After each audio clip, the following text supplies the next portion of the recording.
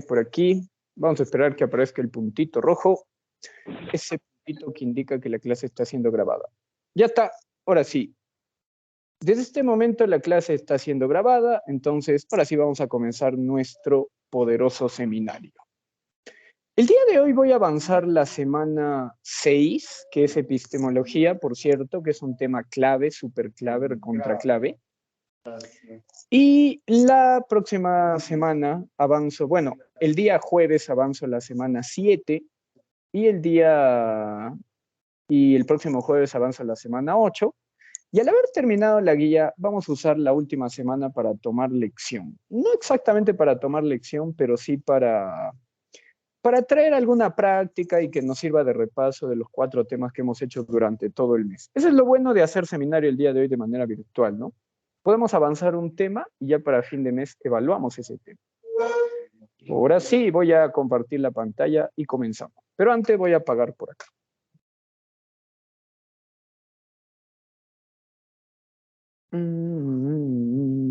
Bueno, acá está. Hola, profe. Pero son mis dientes que mis pacientes. A ver.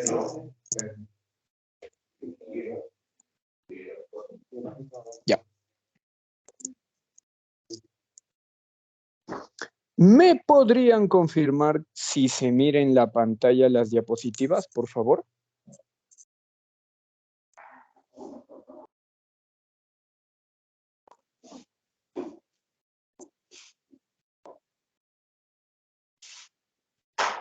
Sí, profesor, sí, sincero.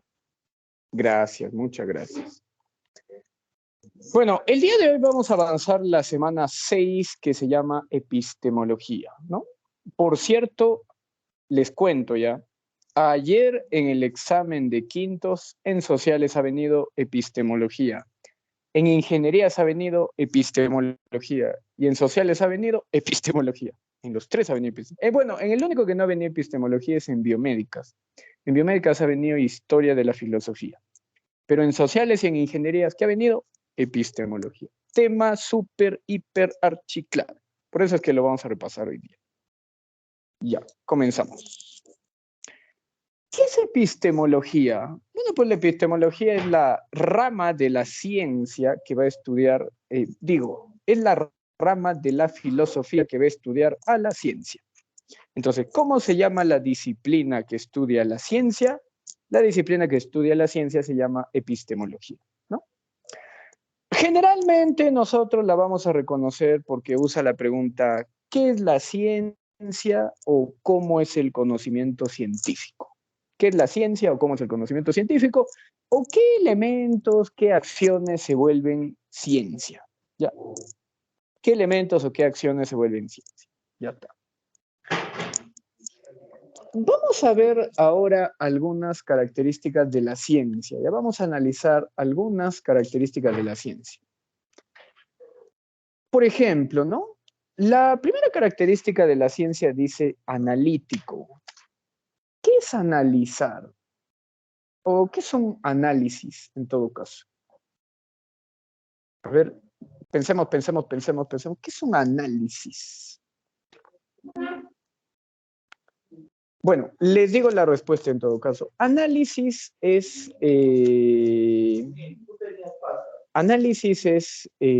separar algo.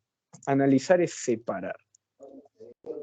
Entonces, ¿por qué la ciencia es analítica? Porque separa una porción del universo, separa una porción de la vida, ¿no? Y por eso es analítica, ¿no? La ciencia. Ya. Segunda característica, la ciencia es comunicable. ¿Qué significa eso de que es comunicable? Que puede ser transmitida de humano a humano. La ciencia se puede transmitir de humano a humano, ¿no? Imagínense. Ya está. Supongamos, ¿no? Yo soy el profesor, obviamente tengo el conocimiento, ¿no? Conozco el conocimiento y lo que voy a hacer es simplemente transmitirlo, ¿no? Transmitirlo, pues, a otras generaciones o a otra generación. Ya está. 3, específico. ¿Qué significa que el conocimiento es específico? que cada ciencia escoge qué es lo que va a estudiar. ¿Todas estudian lo mismo? No. Por ejemplo, si me dicen estudio del pasado, historia. Estudio de la mente, psicología. Estudio de la molécula, química, ¿no? Estudio de la realidad, ¿no? De la materia, física, ¿no? Ya está. Explicativo, ¿qué significa la palabra explicativo? Explicativo significa que vamos a usar en ciencia leyes y teorías para sustentar algo, ¿no? Por ejemplo, los objetos caen y alguien me pregunta, profesor, ¿por qué los objetos caen? Entonces yo le digo, porque existe algo llamado ley de gravedad, ¿no? La ley de gravedad pues provoca, ocasiona que las cosas caigan. Eso es una ley o una teoría. Fáctico significa que se puede medir, ¿no? Fáctico significa que todo se puede medir o en todo caso que se puede medir textualmente, ¿no? Que se puede medir o que es medible o que se puede medir. Ya está. ¿Todo se puede medir, profesor? No. Por ejemplo, el amor no se puede medir. El amor no se puede medir.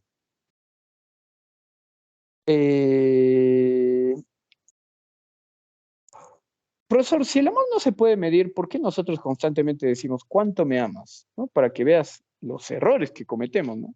El amor no se puede medir, pero nosotros usamos la frase cuánto me amas.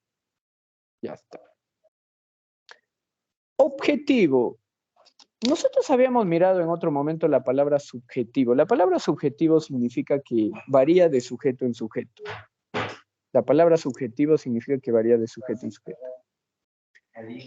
Y objetivo significa que está en la realidad, que es real, ¿no? Eso significa la palabra objetivo, que está en la realidad, que se puede medir, que se puede analizar, etc. Seguimos. Provisional. ¿Qué significa la palabra provisional? Todos los conocimientos científicos pueden ser reemplazados por otros. O sea, no hay nada en la ciencia que sea exacto y que dure para siempre.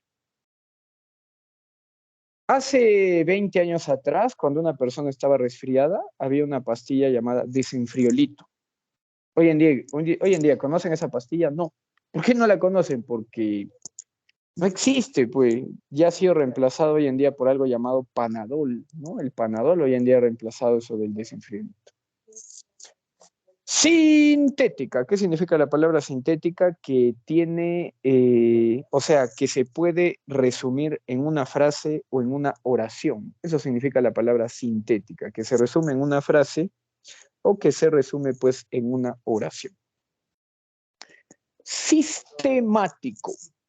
¿Qué significa la palabra sistemático? Bueno, pues sistemático significa que va por etapas o por fases. La ciencia es así, ¿no? La ciencia va por fases y por etapas. Transformadora o transformador. ¿La ciencia nos cambiará la vida? La verdad que sí. Rotundamente nos cambia la vida la ciencia. ¿Tú te imaginas quién habrá creado esto de la terma solar? Pues obviamente alguien que no quería bañarse en agua fría, ¿no? ¿Tú sabías que hace unos 150, 200 años la comida se almacenaba en sal? O sea, la sal era el elemento que permitía que los alimentos no se descompongan. Alguien dijo, no, ¿para qué vamos a usar sal? Al final termina salado. Ya. Crearon el refrigerador, ¿no? Entonces la ciencia obviamente nos cambia mucho la vida, totalmente.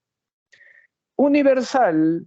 Todos los avances científicos tendrían que ser aplicados por cualquier humano en cualquier lugar del mundo, ¿no? No hay un avance científico que solo sea para una persona, ¿no? Y verificable significa que se puede comprobar, ¿no? Que se tiene que poder comprobar. Listo. Vamos a ver 3 funciones de la ciencia. La ciencia lo que hace principalmente son 3 cosas: describir, explicar, predecir. Describir, explicar, predecir. Describir. ¿Qué es describir? Bueno, pues describir debe ser algo así como identificar las principales características de un elemento, ¿no? Supongamos que yo te diga, es un pan dulce que lleva pasas y frutas y generalmente se come en diciembre. Panetón. ¿Sí o no? Ahora, explicar, ¿no? El panetón es rico, sabroso, agradable, lo máximo. Bueno, yo soy adicto al panetón, eso sí no lo voy a negar. Pero nos dicen, ¿no? En una tajada de panetón hay 8 panes. Imagínate, en una tajada de panetón hay 8 panes. Yo como una tajada, no. Yo comeré tajada y media, casi tirando para 2. O sea, prácticamente me estoy comiendo 16 panes. Imagínate, ¿no? 16 panes. Bueno, y dicen que el chocolate, pues si mido el nivel calórico de la grasa del chocolate, es como tomar, dicen que un chocolate equivale a 2 cervezas. O sea, si te tomas 2 tazas de chocolate es como que te hubieras tomado 4 chelas. Imagínate todo lo que estamos comiendo, ¿no? Panetón. Y eso que no estamos hablando del pavo, la gaseosa, el champán, los chocolates, el chicharrón de Año Nuevo, ya. Diciembre con fe, ¿no? Con fe. Predecir es más o menos saber qué es lo que va a ocurrir en el futuro, ¿no? A ver, le explico. ¿Se acuerdan ustedes cuando éramos obligados, subyugados, subordinados a usar mascarilla? Y es más, llegó un momento donde teníamos que usar doble mascarilla y protector facial. Yo he mirado señoras en la combi que usaban triple mascarilla, guantes. Creo que el chiste era, si no respiras, te estás cuidando.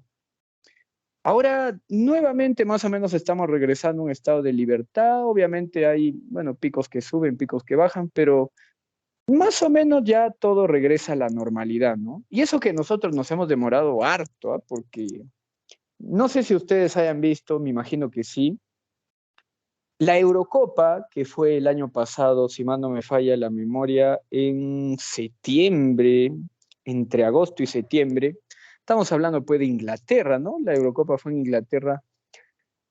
80.000, 90.000 personas en el estadio sin mascarilla. Imagínense, ¿eh? O sea, nos llevan casi un año, más o menos un año de ventaja en ese sentido. Ya. Bueno, después de haber hecho esta breve introducción a lo que es la ciencia, vamos a ver ahora la historia de la ciencia, ¿no? Tú sabrás por el profesor de Historia Universal que la historia se divide en 4 etapas, pero nosotros la vamos a dividir en 5, ¿no? Generalmente la historia son 4 etapas, pero vamos a dividir la ciencia en 5. Antigua, media, renacimiento, moderna, contemporánea. Antigua, media, renacimiento, moderna, contemporánea. Ya, arrancamos. Profesor, en la época antigua, o sea, ¿qué será hace 3.000 años? ¿Había ciencia? Dice el temario de la ONSA que sí.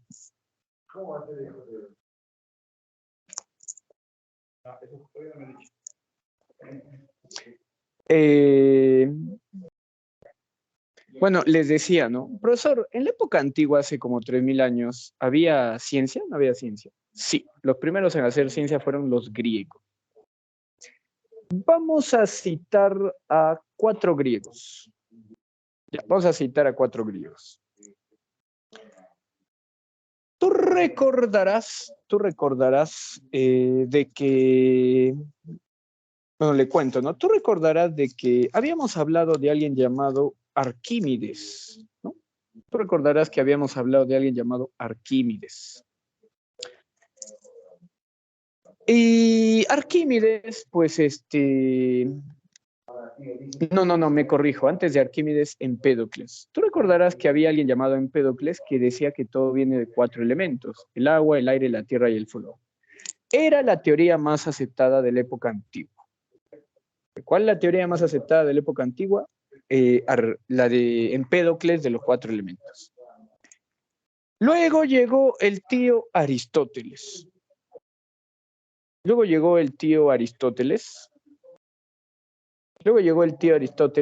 Y Aristóteles dijo, hay un quinto elemento, el éter. ¿Y por qué hay un quinto elemento? Mire, le cuento ya. todos los elementos de la Tierra pues están formados por 4 elementos, ¿no? El agua, el aire, la tierra y el fuego.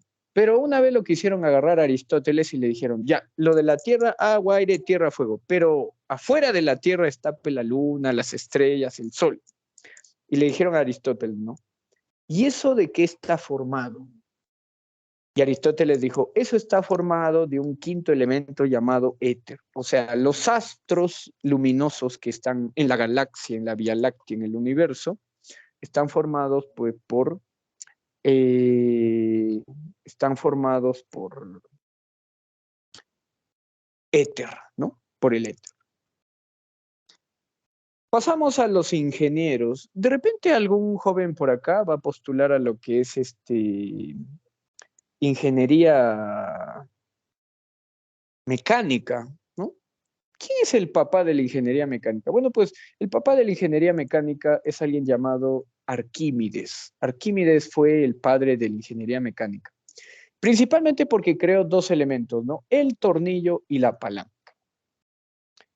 ¿Qué es una palanca? Pues bueno, es una especie de palo que sirve para levantar las cosas, ¿no? Arquímedes tenía una frase que decía, dame un punto de apoyo y vamos a mover el mundo, ¿no? Dame un punto de apoyo y vamos a mover el mundo. Ya está. ¿Qué más?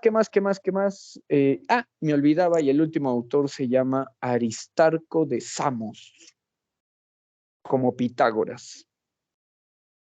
En el caso de Aristarco de Samos, pues Aristarco de Samos, imagínate, hace 2000 años Aristarco de Samos descubrió que la Tierra hacía 2 movimientos, uno en su propio eje, rotación, y el otro alrededor del Sol, traslación. O sea, profesor, usted me está queriendo decir de que hace más de 3000 años ya sabían que la Tierra giraba alrededor del Sol y hacía movimiento de rotación y traslación, y además que era redonda. Sí. En la época griega, muchas de las cosas que nosotros conocemos hoy en día ya lo conocían los griegos, ya hace no sé cuántos años. Profesor, entonces, ¿por qué dicen que después lo volvieron a descubrir? Bueno, eso tiene que ver con la etapa 2 que vamos a ver ahora, que tiene que ver con la Edad Media, ¿no? Cuando nosotros trabajamos pues la Edad Media, yo les había contado de que la religión, o sea, la iglesia tomó el poder.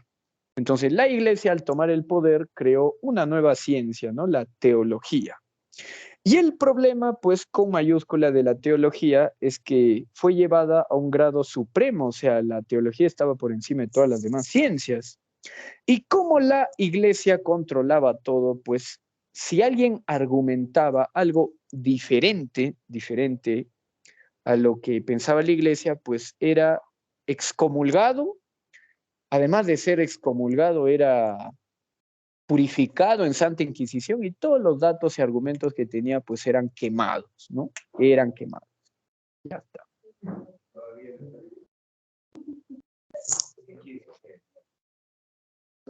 Bueno, entonces en la Edad Media vamos a tener 2 santitos. 2 santitos. San Alberto Magno y Roger Bacon. ¿Quién fue San Alberto Magno? San Alberto Magno fue la persona, San Alberto Magno fue la persona que fue el promotor de la escolástica. ¿Qué es la escolástica? Pues es una ideología de la Edad Media, la escolástica es una ideología de la Edad Media donde se promueve pues la escuela, ¿no? Escolástica, ideología de la Edad Media donde se va a promover la escuela.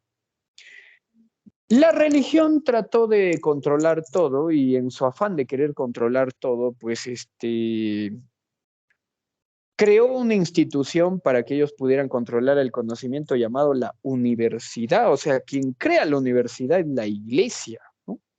Es más, ¿cómo sabes tú que un país es muy católico, extremadamente católico? Porque sus universidades tienen nombre de santo. Mira, te cuento ya. ¿Te suena San Marcos, San Agustín, San Martín de Porres, Universidad Católica de Santa María? ¿Te suena San Pablo? O sea, que somos recontracatólicos nosotros, ¿no? O sea, Acá eso de liberación, matrimonio de género, no recuerdo bien el nombre.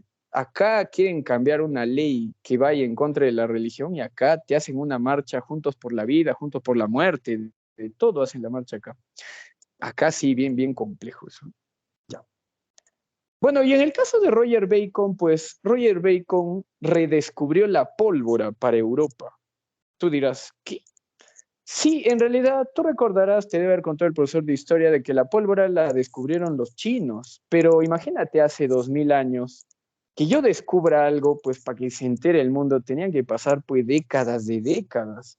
Los chinos usaban la pólvora, pero en Europa ni enterados que existía la pólvora.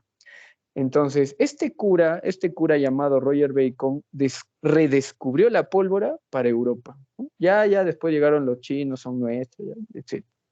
Hoy en día imposible, pues, ¿no? Hoy en día una persona inventa algo y lo va a patentar. Entonces, nadie más lo puede usar a excepción de que tenga derechos del autor, ¿no? Por ejemplo, las diapositivas bonitas que tú miras en la pantalla, yo las he creado, pero tendría que patentarlas, ¿no? Y nadie las podría usar si es que no las usa sin mi permiso. Ya. Bueno, terminamos la Edad Antigua y la Edad Media, ahora sí nos vamos al Renacimiento. ¿Por qué se llama Renacimiento? Se llama Renacimiento porque renace la ciencia, ¿no? Que estaba bajo el yugo de la teología, vuelve a renacer otra vez. Se comienzan a revelar los científicos, bueno, y renace la ciencia. El primer elemento que llamó la atención a los científicos fue la naturaleza. La naturaleza llama la atención de los científicos. Por eso es que vamos a tener 5 autores que van a hablar del Renacimiento. Tenemos el caso de Da Vinci, Leonardo da Vinci, Nicolás Copérnico, Kepler, Francis Bacon y Galileo Galilei. A ver, uno por uno ya. Da Vinci. A ver, piensa en Da Vinci, piensa en Da Vinci, piensa en Da Vinci. Yo le apuesto que si yo le pregunto qué es lo primero que se le viene a la cabeza de Da Vinci, el 90% de ustedes me diría pintor. Era un pintor. Da Vinci no era pintor. Te cuento, Da Vinci pintaba por hobby. Así como tú a veces estás con tiempo libre y qué sé yo, te pones a ver tus TikTok, algo así, WhatsApp. Da Vinci tenía tiempo libre y bueno, pues agarraba el pincel y ¡plá! Pintaba. Y imagínate, ¿no? Sin saber pintar, probablemente Da Vinci tiene obras que tienen más de 500 años, ¿no? Hoy en día Da Vinci es de 1608, 1615, ¿no? Más o menos de esa época es Da Vinci. Estamos en el 2022, o sea, más de 500 años, ¿no? Dicen que en la Mona Lisa, bueno, el nombre original es la Gioconda, ¿no? Es la Gioconda que era la esposa de Giacomo, no me acuerdo el nombre, pero por eso se llama la Gioconda, conocida como la Mona Lisa también. Dicen que en la Mona Lisa, en el ojo hay un paisaje. O sea, obviamente Da Vinci cuando hacía algo se lo tomaba bien en serio, ¿no? Para que en un cuadro común y corriente que tú mires eh, un paisaje en el ojo, ya para qué te cuento. Y además, Da Vinci es uno de los promotores de la técnica de pintura llamada el esfumato, que es más o menos que la pintura parezca vieja, ¿no? Tú miras la foto ahí que tienes de Da Vinci y cómo será de buena la técnica que la pintura parece vieja, ¿no? Pero en realidad no. Lo que se hace es sobreexagerar las formas de una forma de que la pintura parezca antigua, ¿no? Eso se llama esfumato en pintura. Bueno, pasamos a los que se concentraron en el universo. Tenemos el caso de Copérnico, ¿no? Nicolás Copérnico. La iglesia en la época de Copérnico decía que la Tierra era plana y que era el centro del universo. O sea, antes de que llegue Copérnico, la iglesia nos decía, la Tierra es plana y es el centro del universo. Todos los astros giran en función a la Tierra. Eso decía Copérnico. Todos los astros, digo, eso decía la iglesia. ¿Qué pasó o qué sucedió? En primer lugar, Copérnico comprobó que la Tierra no es plana, es redonda. O sea, primera cosa que nos mató el autoestima, ¿no? No, la Tierra no es plana, es redonda.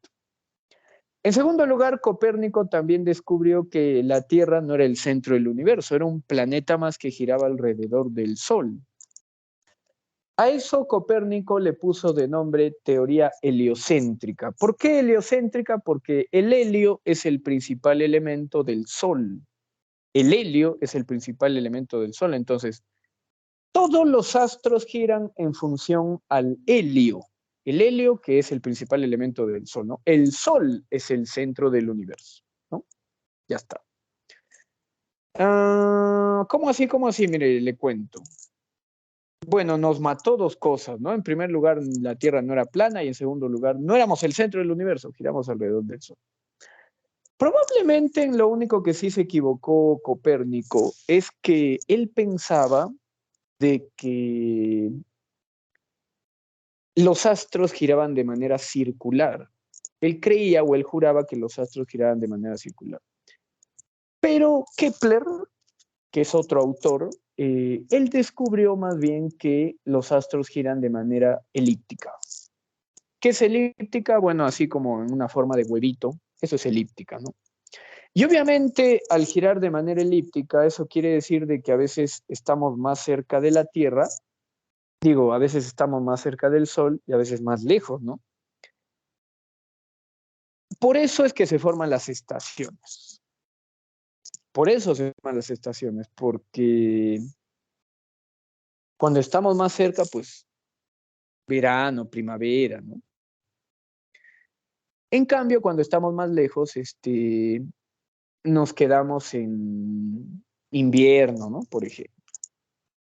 Ahorita, pues bueno, que estamos en primavera, nosotros, calor infernal, pues obviamente estamos más cerca del sol, ¿no? Ya. Bacon, ¿no? Bacon.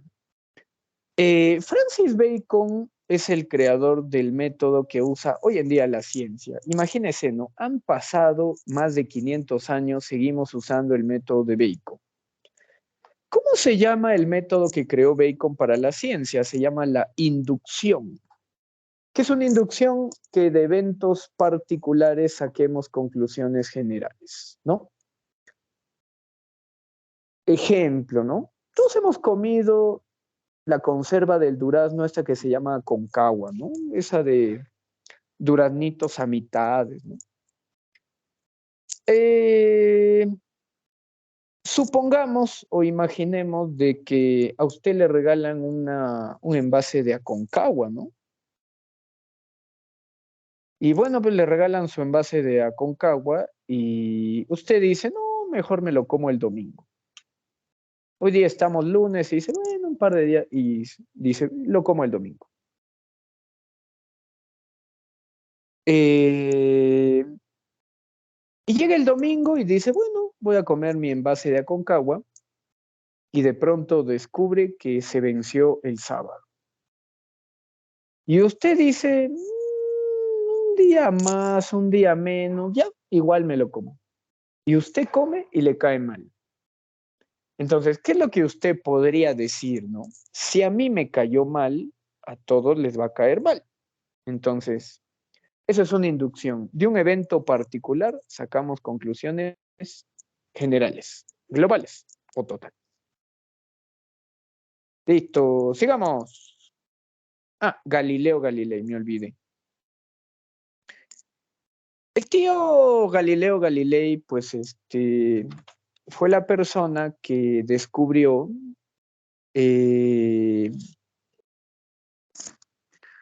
tío Galileo Galilei fue la persona que descubrió, bueno, creo en realidad el telescopio. ¿Qué descubrió con el telescopio? Fácil, pues. Con el telescopio descubrió que otra cosa que nos había mentido la iglesia, supuestamente, ¿no? La iglesia pensaba que la Tierra era plana. Y además también decía la iglesia de que Dios, en amor a nosotros, nos había creado algo llamado la luna. O sea, el único lugar del universo que tenía un guardián de noche era la Tierra porque teníamos la luna. Pero Galileo Galilei miró con su telescopio y descubrió que Júpiter tenía 4 lunas. O sea, imagínate, ¿no? Entonces, ¿qué es lo que dice? A la Michigan, dice. O sea, Dios no nos quiere, porque ellos les da 4 lunas y nosotros tenemos un arma. También en esa época los poetas pensaban de que, también en esa época pues los poetas pensaban de que lo más perfecto era la luna, ¿no? No había nada más bello y más hermoso que la luna. Lo cual también termina siendo falso porque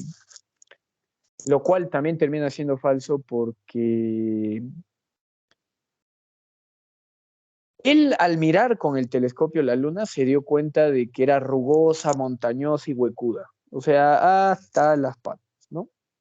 Nos mató, ¿no? En el Renacimiento nos mataron todo el autoestima. Ya. Nos vamos ahora a lo que es la edad moderna, ¿no? Pasamos a la poderosa edad moderna. En la edad moderna vamos a tener dos características principales de la edad moderna. Primero, todas las ciencias se separaron de la filosofía. Recuerden ustedes que la filosofía es la madre de todas las ciencias, pero en la edad moderna todas las ciencias se separaron de la filosofía. En cambio, ya para la edad contemporánea, entre la edad moderna y la edad contemporánea surgió la revolución industrial, ¿no? Que es la primera forma de tecnología. Surge a finales de la edad moderna, ¿no? A las finales de la edad moderna surge la tecnología, ¿no? Ya está. Ahora, vamos a ver cómo las ciencias se separaron una por una, ya cómo nos dejaron solitos a los filósofos. La primera ciencia rebelde que existió fue las matemáticas, ¿no? Las matemáticas son las primeras ciencias rebeldes que hay, ¿no? La primera ciencia rebelde que hay. Fue separada principalmente por alguien llamado René Descartes. Él es el creador y artífice de lo que es la geometría coordinada. Hoy en día llamada geometría analítica. Hoy en día se llama geometría analítica, pero el nombre original es geometría coordinada, ¿no? Ese es el nombre original. Y además él plantea que el mundo es mecánico, ¿no? Modelo mecanicista, ¿no? El mundo es mecánico, ¿no? Y no se puede mejorar, potenciar, etc. 2. Otra ciencia que se reveló, la física. Bueno, esta fue promovida principalmente por Isaac Newton, ¿no? Isaac Newton, un genio que inventó un telescopio reflector más bien, bueno, lo trabajó de otra manera, y además dicen que es el que descubrió la ley de gravedad. ¿Cómo descubrió la ley de gravedad? Pues bueno, sencillamente dice la historia de que un día estaba agotado y se sentó a dormir en un árbol y le cayó una manzana en la cabeza, ¿no? Y eso provocó de que se interesara en saber por qué los cuerpos son atraídos al centro de la Tierra y así descubrió la gravedad. La química. La química tiene como dos autores intelectuales, Robert Boyle y Robert Hooking. Bueno, en la Edad Media tú debes haber mirado películas donde hay como una especie de loco que mezcla líquidos o fluidos, ¿no? A esos locos de la Edad Media se les llamaba alquimistas. Y ellos tenían la idea de inventar algo que pueda descifrar pues, la piedra filosofal o el secreto de la vida, ¿no? Por eso es que mezclaban líquidos, ¿no? Pero era considerada pues, una brujería, se llamaba alquimia, ¿no? Porque en realidad lo que hacían era tantear a ver pues qué inventaban, ¿no? En el caso de Robert Hawking y Robert Boyle, lo que sucedió es que ellos se volvieron pues los padres de la química, ¿no? Porque ya pues le dan a la química pues un método de estudio, le dan a la química una metodología, ¿no? Y es así como ocurre o como sucede. Lavoisier, vamos a ver ahora a Lavoisier y a Jean Lamarck, ¿no? Bueno, empezamos por el tío Lavoisier.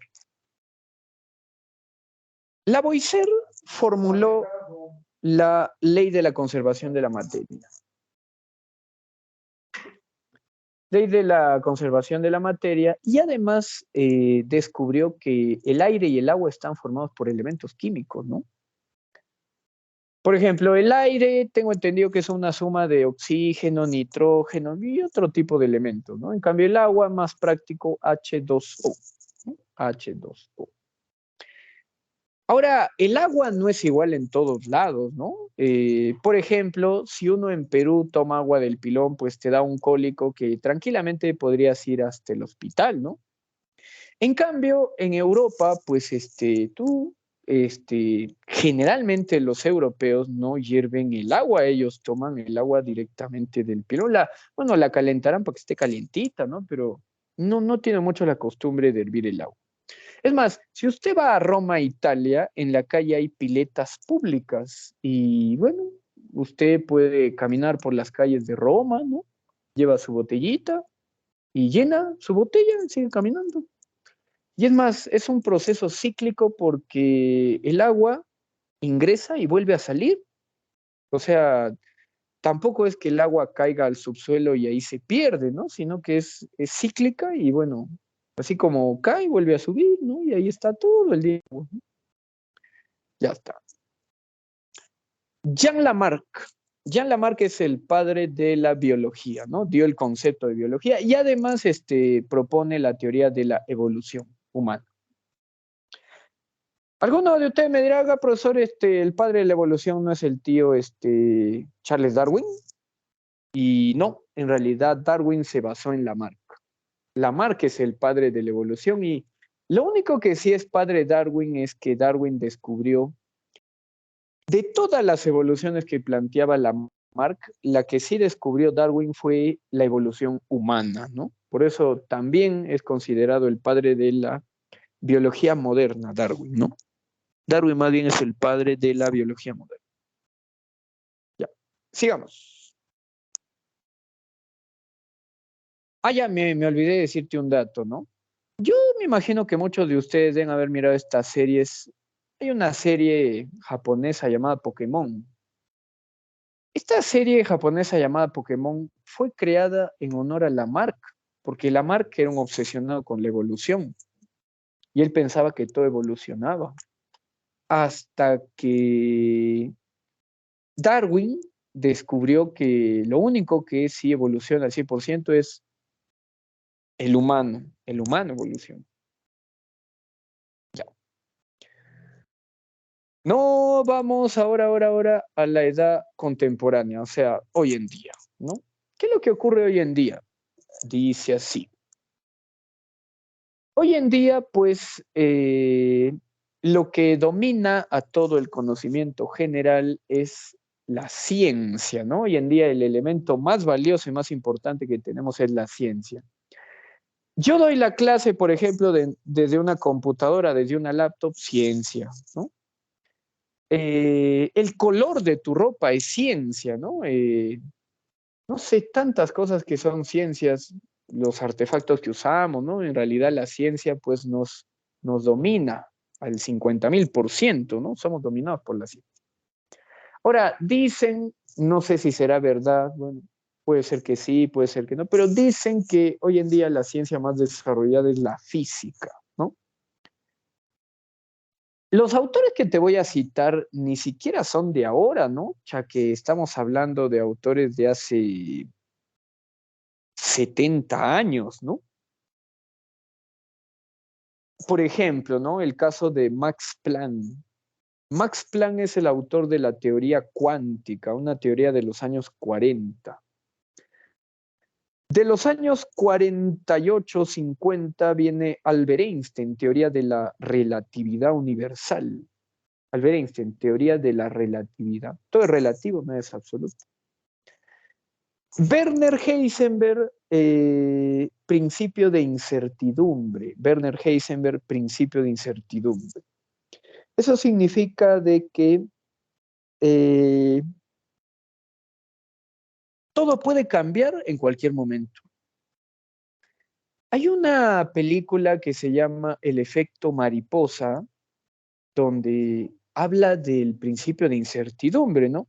Y se llama el efecto mariposa porque en la primera parte de la película se ve a una mariposa aletear, y cuando la mariposa aletea, dos personas desconocidas se conocen, se enamoran, se casan, etc. Y en la segunda parte, en la misma escena, pues la mariposa no aletea, y esas dos personas ni se conocen. O sea, ¿cuál es el mensaje? El mensaje es, el aleteo de una mariposa cambia todo el universo. Si hoy día usted se mató una cucaracha, acaba de cambiar todo el universo, ¿no? Imagínense. En el año de 1990 se lanzó al espacio el primer telescopio espacial llamado Hubble, ¿no? No se escribe Hubble, pero se pronuncia Hubble. Y este telescopio llamado Hubble descubrió que hay más sistemas solares, ¿no? Probablemente uno de los más grandes descubrimientos de los últimos 30 o 40 años, ¿no? No hay un sistema solar, hay varios. Profesor, yo he mirado Dragon Ball y bueno, pues en Dragon Ball he mirado algo llamado, no sé, pues Bellita. De repente sí existen, ¿no? De repente, porque hay varios sistemas solares, imagínense. Ya. En el caso de medicina, pues Alexander Fleming descubrió la penicilina. ¿Qué la penicilina? Pues la penicilina no es nada más y nada menos que el antibiótico más poderoso del mundo. Más bien la penicilina no es cualquier cosa, es el antibiótico más poderoso del mundo. Y en el caso de la física, pues Stephen Hawking descubrió los agujeros negros, ¿no? Que dicen que son elementos que absorben materia y energía y que la Tierra en 150.000 millones de años va a ser absorbida. Imagínate, por un agujero negro. ¿Y ahora qué hacemos? Ya fuimos, ¿no? Aunque también se plantea la hipótesis de los agujeros blancos, ¿ah? Donde dice que así como hay elementos que absorben, también hay elementos que expanden, ¿no? Que expanden. Ya. Sigamos. ¿Cómo se llama, profesor, a la persona que clasificó a la ciencia? El epistemólogo argentino llamado Mario Bunge, fue la persona que clasificó a la ciencia, ¿no? La va a clasificar de dos maneras, pues como formal y fáctica, ¿no? Como formal y fáctica. ¿Por qué se llaman formales? Bueno, pues se llaman formales porque usan formas, usan figuras, ¿no? Y usan gráficos. Por eso se llaman formales. Como son, pues, la lógica y la matemática. La lógica y la matemática. En cambio, en el caso de las ciencias fácticas, pues también tenemos dos grupos más bien, ¿no? Oiga, profesor, ¿y qué significa la palabra fáctico? Eso ya lo habíamos dicho hace unos 15 minutos atrás. Fáctico significa que se puede medir, que se puede evaluar. ¿Se puede medir la naturaleza? Se puede medir la naturaleza. Por eso vamos a tener la química, la física, la biología, la metodología también y la psicología individual. ¿Se puede medir? Se puede medir. ¿Se puede medir la conducta? Sí. Por eso hay ciencias culturales. Ahí vamos a tener psicología social, sociología, economía, antropología, ciencias políticas, historia en general, ¿no? Ahora, tenga cuidado, le cuento ya, tenga cuidado. Le puede venir en el examen de admisión, ¿cuál es la ciencia que es natural y cultural a la vez? ¿Cuál es la ciencia que es natural y cultural a la vez? La ciencia que es natural y cultural a la vez es la psicología, solo que psicología individual es natural y psicología social es cultural. Ya. Vamos a ver ahora al método científico, ¿no? Vamos a analizar ahora lo que es el método científico. Dice así. El método científico está dividido en 4 etapas y en 4 fases. Primero de negrito ya las etapas. Primero de negrito las etapas. Observación. Supuestos contrastables. Experimentación, conclusiones. Observación, supuestos contrastables, experimentación, conclusión. De ahí va a salir 4 fases que son planteamiento del problema, hipótesis, diseño experimental y leyes y teorías. Ahora sí, le explico una por una, ¿ya? ¿Qué es observación? Ah, ya, observación es mirar. No, en realidad observación no es mirar. Observación es identificar un problema. En ciencias, decir he observado es he identificado un problema. Vamos a poner de ejemplo la pandemia. La pandemia es una observación, ¿no? O sea, la pandemia es reconocer que hay un problema. Es lo que dice la pandemia, ¿no? Reconocer que hay un problema.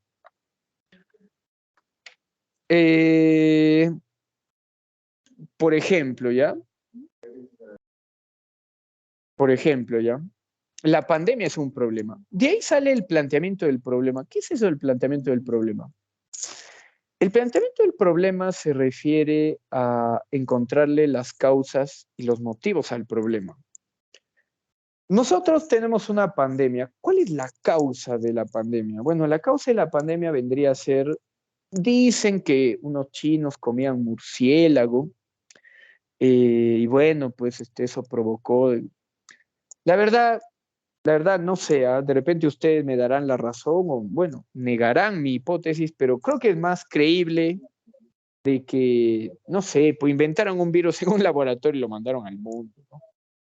Eso de que unos chinos comieron murciélago y luego uno le tosió al otro y el otro se fue de viaje y lo expandió al mundo, como que se ve, no sé, un poco complejo de creer. Pero bueno, ya, esa es la idea que nos han dicho. Supuestos contrastables. Los supuestos contrastables hacen referencia a hacer una formulación de suponer cuál sería la posible solución. Y de ahí sale la segunda fase, que vendría a ser la hipótesis. ¿Cómo reconozco una hipótesis? Pues yo reconozco una hipótesis porque es una oración en condicional. ¿Cómo que una oración en condicional? Mire, le cuento ya. Yo digo lo siguiente, ya, yo digo lo siguiente. Yo digo lo siguiente. A mayor cantidad de calorías, mayor aumento de peso. Eso es una hipótesis. También podría decir, a menor cantidad de calorías, menor consumo o bueno, menor aumento de peso. Esa es una hipótesis, es una suposición. Una suposición. Ya voy.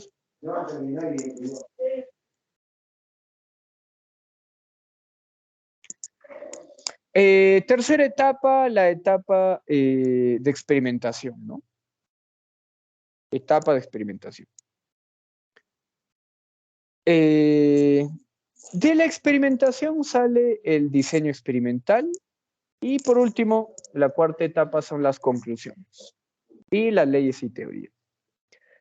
En el caso de las conclusiones, pues nos referimos a lo que hemos acordado, a lo que hemos llegado, y en el caso de las leyes y teorías ya es cosas que van a usar los científicos, ¿no? Etc. Bueno, todo eso es la primera parte sobre epistemología. Todo eso corresponde a la primera parte de epistemología. Ahí nos vamos a quedar y completamos la segunda parte el día jueves en clases. Y si terminamos rápido, hacemos una práctica para repasar lo de hoy día y lo del día jueves. Antes de que me vaya, ¿tienen alguna pregunta o alguna duda?